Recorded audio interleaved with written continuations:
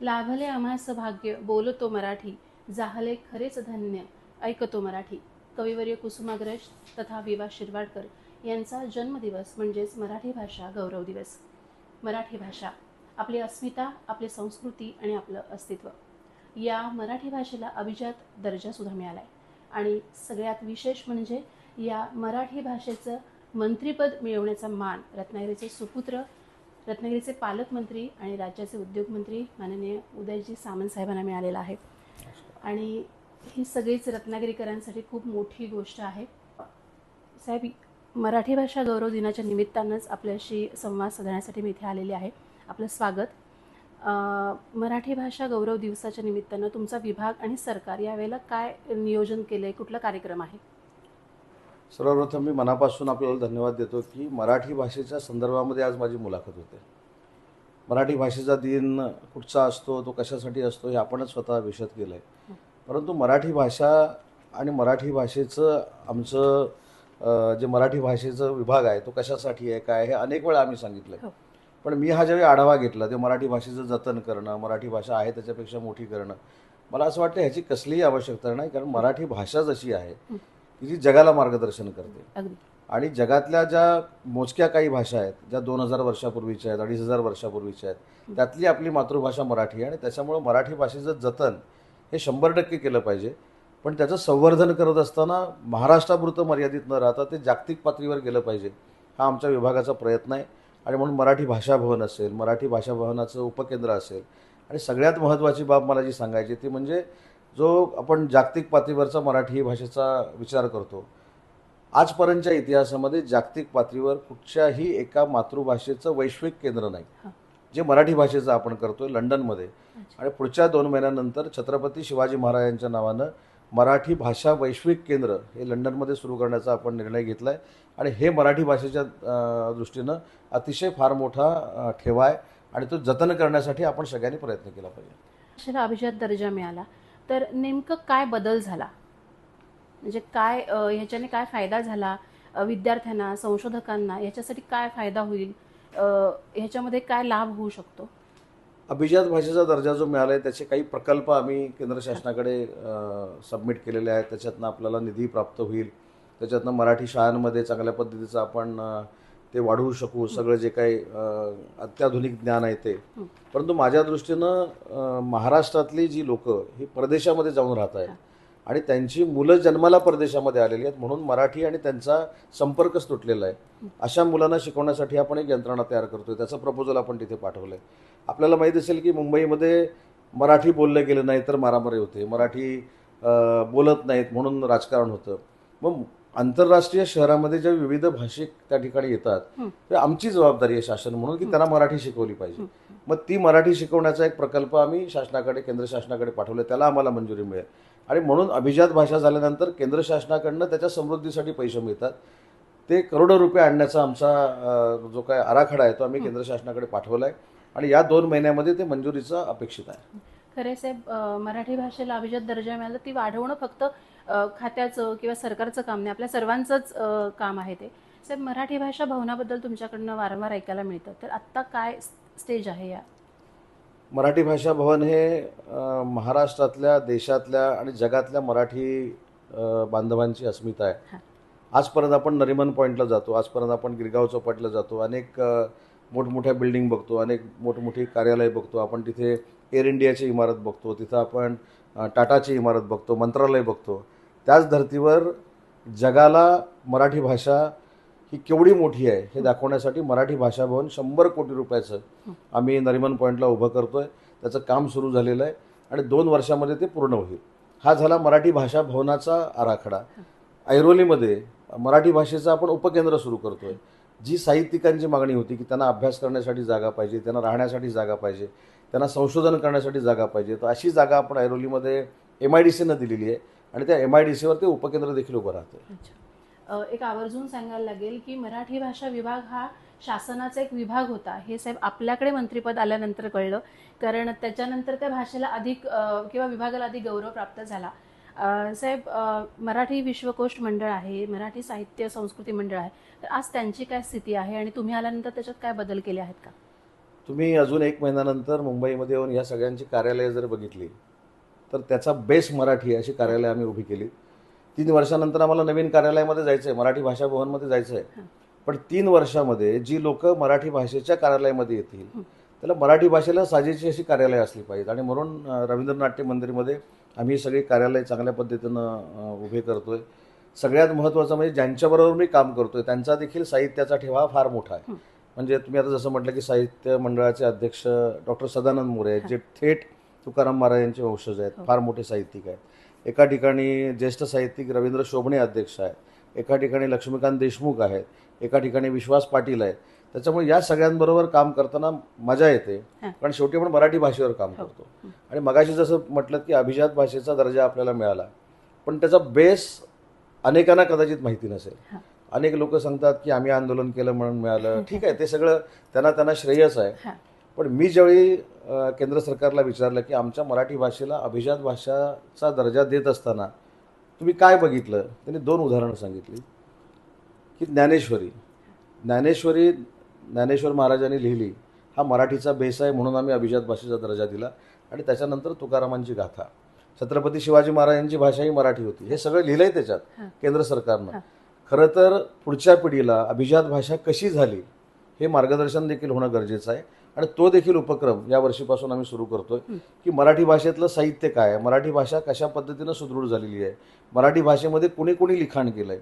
अनेकांना असं वाटतं की 10-12 वर्षापूर्वी लिखाण झालं आहे, परंतु ज्ञानेश्वरी ज्या दिवशी लिहिली त्याच दिवशी खऱ्या अर्थानं आपली भाषा मराठी अभिजात झालेली होती. हे त्याच्यातलं खरं उदाहरण आहे. त्याच्या अगोदरचे आपल्याकडे शिलान्यास आहे, त्याच्या अगोदरपासून कुणी कुठं काही मराठीतनं लिहून ठेवलेलं आहे. या सगळ्या गोष्टी आम्ही शोधून काढल्या आणि त्याच्यामुळेच ही भाषा अभिजात झाली. परंतु अभिजात भाषा झाली म्हणजे काय झालं हे किती लोकांना माहिती आहे, हे आमच्या दृष्टीने देखील आत्मचिंतनाची बाब आहे. आणि म्हणून यावर्षी आपण एक उपक्रम सुरू करतोय की अभिजात भाषा ही मराठी आहे आणि मराठी ही भाषा बाकीच्या सगळ्या भाषांपेक्षा किती ताकदवान भाषा आहे हे आम्ही विद्यार्थ्यांपर्यंत पोहोचवण्याचा प्रयत्न करणार आहोत. साहेब, मला आठवते 2013ला ज्यावेळेला तुमच्याकडे पहिलं मंत्रिपद आलं तेव्हापासून अभिजात मराठी भाषेचा हा विषय आपल्यासमोर आला होता. आणि तो तुम्ही असतानाच ती भाषेला दर्जा मिळाला आहे हे तर आहेच. साहेब, भाषा आपली समृद्ध करत असताना वेगवेगळ्या शैक्षणिक क्षेत्रांमध्ये म्हणजे इंजिनिअरिंग असेल, मेडिकल असेल किंवा आता कोर्टामध्ये सुद्धा मराठी भाषेचा वापर अनिवार्य केलेला आहे. तर याकडे आपण कसं बघता? मगाशी जसं तुम्ही सांगितलं की 2013ला पहिला प्रस्ताव हा मी राज्यमंत्री म्हणून पाठवला. तसं उच्च व तंत्र शिक्षण विभागाचा मंत्री असताना पहिला मराठीतून एमटेक अभ्यासक्रम हा आम्ही पिंपरी चिंचवडमध्ये सुरू केला. आणि आपल्याला खरोखरच आश्चर्य वाटेल, आज एकही सीट तिथली रिक्त नसते, मराठीतून मुलं एमटेक करतात. JNUमध्ये आम्ही गेलो, JNUमध्ये गेल्यानंतर मला अनेक गोष्टी सांगितल्या होत्या, तिथली मुलं अशी आहेत, तिथली मुलं अशी वागतात. पण आज JNUमध्ये म्हणजे जवाहरलाल नेहरू युनिव्हर्सिटीमध्ये ज्याचं नाव जागतिक स्तरावर घेतलं जातं, तिथं कुसुमाग्रजांच्या नावानं मराठीचं अध्यासन केंद्र आम्ही सुरू केलं. छत्रपती शिवाजी महाराजांचा गनिमी कामावर आम्ही MAचा अभ्यासक्रम सुरू केला. मला असं वाटतं की मराठी भाषेच्या दृष्टीने हे फार मोठी अचिव्हमेंट आहे, फार मोठा ठेवा आहे. जम्मू काश्मीरला आम्ही पुस्तकांचं गाव सुरू करतोय, त्याच्यानंतर लंडनमध्ये आम्ही पुस्तकांचं गाव सुरू करतोय मराठी भाषेचं. नुसतं मराठी भाषेचं ज्याचा उल्लेख मगाशी तुम्ही केला की मराठी भाषा मंत्रालय हे माझ्या दृष्टीनं आंतरराष्ट्रीय मंत्रालय आहे. मी अनेक वेळा सांगितले, अनेक लोक त्याला विनोदाने घेतात. माझ्याकडे आज उद्योगमंत्रीपद आहे पण ते महाराष्ट्रापुरतं सीमित आहे. पण मराठी भाषा मंत्रालय माझं जगभरामध्ये आहे. आंतरराष्ट्रीय मंच जगामध्ये माझे आहेत जे माझ्या विभागामार्फत चालतात. आंतरराष्ट्रीय मंचामार्फत जे उपक्रम चालतात त्याला आम्ही निधी प्रोव्हाइड करतो, त्याच्यामुळे ते माझ्या अंतर्गत चालतं. कर्नाटक सारख्या ठिकाणी जी ग्रंथालय आहेत त्यांना आम्ही आता निधी उपलब्ध करून देतोय. त्याच्यामुळे मराठी भाषा हे मंत्रालय जे आहे ह्याच्यामध्ये काम करताना खरोखरच एक वेगळा आनंद असतो. ठीक आहे, मी इंडस्ट्रियलिस्टना भेटतो, मी परदेशातल्या लोकांना भेटतो, मी परदेशामध्ये जातो, पण परदेशामध्ये जातो आणि शिरवाड्यामध्ये जातो. तर शिरवाड्यामध्ये गेलेल्याचा आनंद कुसुमाग्रजांच्या गावात हा वेगळा असतो, विलक्षण असतो. कारण तिथे भेटणारी जी लोक आहेत ही मराठीचा वारसा जपणारी सगळी लोक आहेत आणि त्याच्यामुळे ह्या खात्यामध्ये काम करत असताना देखील एक विलक्षण आनंद मिळतो. साहेब, जसं तांत्रिक भाषांबद्दल किंवा शिक्षणाबद्दल बोलले तर AI आलेला आहे आणि AI मध्ये सुद्धा मराठी भाषा असावी असं आपल्याला वाटतं का? किंवा वेगवेगळे ॲप्स आलेत तर नक्की AI मध्ये मराठी भाषा असावी. आता ह्याचं कॉम्बिनेशन तुम्हाला मी सांगतो. माझ्याकडे उद्योग मंत्रालय आहे आणि 3 महिन्यापूर्वी की 4 महिन्यापूर्वी नरेंद्र मोदी साहेबांनी एक मोठा कार्यक्रम मुंबईमध्ये घेतला वेव्ज नावानं. आणि त्याच्यामध्ये मनोरंजन सेक्टरमध्ये जे स्टुडिओ आहेत त्यांना एक वेगळ्या पद्धतीचा इंडस्ट्रीचा दर्जा द्यायचा आणि त्याच्यातनं त्यांना इन्सेंटिव्ह द्यायचा, सबसिडी द्यायची, अशी एक स्कीम आम्ही लॉन्च केली. पण आता जो AI चा वापरच्या बाबतीत आम्ही सांगितलं, तर मी त्याचं कॉम्बिनेशन असं केलं की हिंदी असेल किंवा इंग्रजी असेल त्याच्यासाठी स्टुडिओ झालेच पाहिजेत, पण AI च्या माध्यमातून मराठीसाठी देखील स्टुडिओ झाले पाहिजेत, म्हणून आम्ही ते कॉम्बिनेशन केलं. आणि आमच्याकडनं मीडिया पॉलिसी जी जाहीर झाली किंवा मनोरंजनाची पॉलिसी उद्योग विभागाकडनं जी जाहीर झाली, त्याच्यामध्ये आम्ही स्पेशली घेतलेलं आहे की मराठी स्टुडिओमध्ये मराठी भाषेमध्ये जर कोण AI चा वापर करण्यासाठी स्टुडिओ करणार असतील तर त्याला उद्योग विभागाकडनं इन्सेंटिव्ह दिला जाईल. कारण भविष्यामध्ये AI हे काय आहे, ठीक आहे, AI मध्ये नोकऱ्या कमी होतील, वाढतील, याच्यावर फार मोठी चर्चा चालते, पण AI क्रिएट करत असताना तुमचा मेंदूच आहे ना, तुमच्या मेंदूनं ते सगळं त्याला फीड केल्याशिवाय ते होणारच नाही. त्याच्यामुळे AI काही जरी असलं तरी तुमच्या मेंदूनं शिकवल्यामुळेच ते होणार आहे. मग त्याची देखील एक पॉलिसी असावी, म्हणून देशातली पहिली AI पॉलिसी, त्याच्यामध्ये इंग्रजी, हिंदी आणि मराठी समावेश आहे, ही उद्योग विभागामार्फत आम्ही करतोय. आणि म्हणून ह्याच्यामध्ये मराठी विभाग आणि उद्योग विभाग याचं कॉम्बिनेशन करण्यामध्ये मी यशस्वी झालो. अरे वा, खूपच छान. आणि साहेब, खूप वेगळ्या मुद्द्यांवर आपण बोललो, तरीही 2 प्रश्न तुम्हाला मराठी भाषा मंत्री म्हणून विचारले जातात. त्यातला पहिला म्हणजे कॉन्व्हेंटच्या शाळा यांचं अतिक्रमण मराठी शाळांवर होतंय, तर मुलं इंग्लिश शिकतात आणि मराठीकडे वळत नाहीत, असं जे सातत्याने बोललं जातं, तर त्याबद्दल काही भाषिक विभागाकडनं होत आहे? नाही, मला असं वाटतं की इंग्रजी ही आंतरराष्ट्रीय भाषा आणि आंतरराष्ट्रीय स्तरावरची व्यवहारातली एक भाषा बनलेली आहे. पण माझं शिक्षण मराठी माध्यमातून झालेलं आहे. म्हणजे पालीच्या जिल्हा परिषद शाळेमध्ये मी मराठी शिकत, हायस्कूलमध्ये मराठी शिकत इंजिनियर होऊन मी मंत्री झालो. पण मला कधीही मराठी भाषेचा त्रास परदेशामध्ये देखील झाला नाही. मी आजही जिथं आवश्यक आहे तिथं नक्की इंग्रजीचं भाषण करतो, पण आजही परदेशात गेल्यानंतर जे दुभाषिक आहेत ते मी बरोबर ठेवतो आणि मराठीतनंच बोलतो. कारण जर साऊथ कोरियाला गेल्यानंतर साऊथ कोरियाची लोक आपल्याबरोबर इंग्रजी देखील बोलत नाहीत, ते त्यांच्याच भाषेमध्ये बोलतात. आणि ते दुभाषिक ट्रान्सलेट करून जर आपल्याला सांगत असतील तर आपली मराठी ट्रान्सलेट करून ते त्यांना सांगतील. त्याच्यामुळे शिक्षणावर यश अवलंबून नक्कीच आहे, परंतु इंग्रजी भाषा बोलता येत नाही म्हणून माझं उद्योगमंत्री म्हणून काय दावोसला नुकसान झालं तर अजिबात झालं नाही. आणि मला इंग्रजी किती बोलता येतं, हिंदी किती बोलता येतं, कन्नड किती बोलता येतं, याच्यापेक्षा मी माझं मराठी दावोसला प्रेझेंट करू शकतो, याच्यामध्ये मला 100% समाधान आहे. त्यात मला कधीही कमीपणा वाटलेला नाही. आणि म्हणून इंग्रजी ठीक आहे, आंतरराष्ट्रीय भाषा आहे, पण मराठी देखील, जर आपण तमिळनाडूमध्ये गेलो, आज तमिळनाडूमध्ये गेल्यानंतर तिथला जो अनुभव आहे तो विलक्षण आहे. त्या टॅक्सी ड्रायव्हरला इंग्रजी येत असतं, त्या टॅक्सी ड्रायव्हरला हिंदी येत असतं, त्या टॅक्सी ड्रायव्हरला अन्य भाषा येत असतात, पण तो त्यातली कुठचीही भाषा बोलत नाही, तो फक्त त्याची मातृभाषा बोलतो. म्हणजे आपल्याला करायला काय प्रॉब्लेम आहे, परंतु ती सुरुवात आपल्यापासून झाली पाहिजे. म्हणून जिथं जिथं मला हे करता येईल तिथं मी जाणीवपूर्वक करतो. आतापर्यंत मराठी भाषेचं संवर्धन किंवा सांभाळून ठेवायला पाहिजे तर ती मराठी भाषेच्या पाट्या लावल्या पाहिजेत, ही आंदोलनं साहेब होत होती. तिथून आता आपण इतके पुढे आलो, तर कसं बघता ह्या सगळ्याकडे? मराठी भाषेच्या पाट्या लावल्या पाहिजेत, हे राजकीय अंतर्नियमामध्ये बदल झाला हे आपण सगळं समजू शकतो. परंतु ज्यावेळी मी आळंदीला गेलो आणि आळंदीच्या लोकांनी मला सांगितलं की ज्ञानेश्वरी ही सर्वसामान्यातल्या सर्वसामान्य गरीब माणसाकडे असली पाहिजे, परंतु आमच्याकडची ज्ञानेश्वरी ही जर आपण पैसे देऊन द्यायला गेलो ते घेऊ शकत नाही.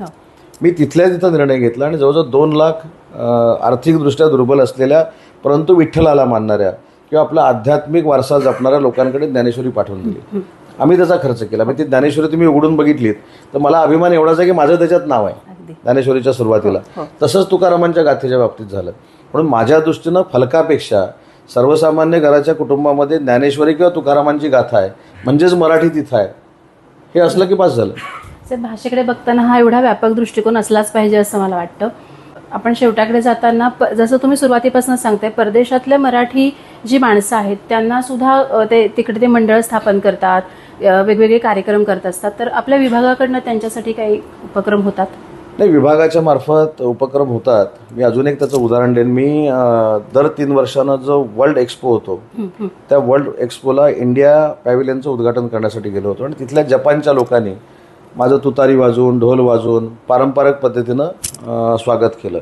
हे जपानच्या लोकांनी बघितलं आणि त्यांनी आम्हाला ऑफर दिली की आमच्या संपूर्ण वर्ल्ड तो फोरम जो आहे, जे वर्ल्ड एक्सपो आहे, त्याची सांगता तुम्ही मराठी गाण्याने करा या सगळ्यांना.